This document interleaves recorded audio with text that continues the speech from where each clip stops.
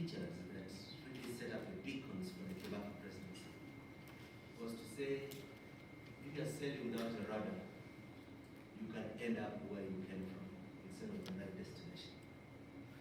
And you cannot overstate the importance of the National Economic and Social Council and one of its products, Vision 2030, in aligning immediate political priorities with long-term identified national agenda that is depersonalized, that is not a Kibaki agenda, but an agenda for Kenya.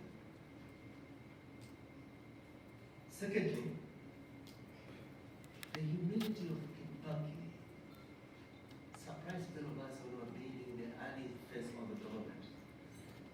Like many of you can remember, within the very first cabinet meeting, I think we had, President Kibaki introduced to cabinet a proposal. Because the economic strategy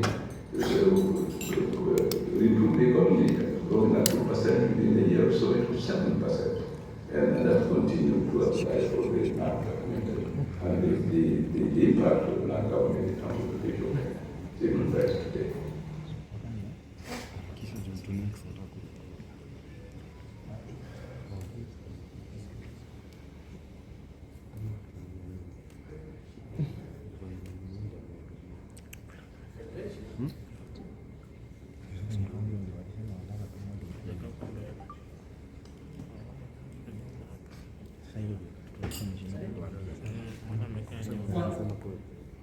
I should add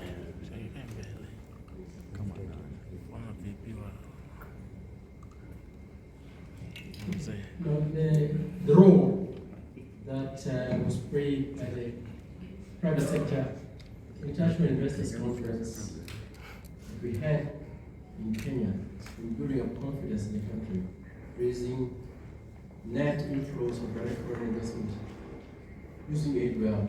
An awful lot of that has to do with the origin of what was said at the very beginning, raising revenue. The president's very precise directions to raise domestic revenue.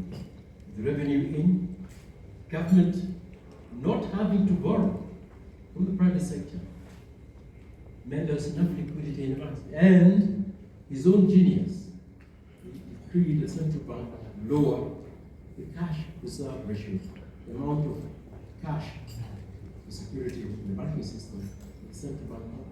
Our banks were flush with cash.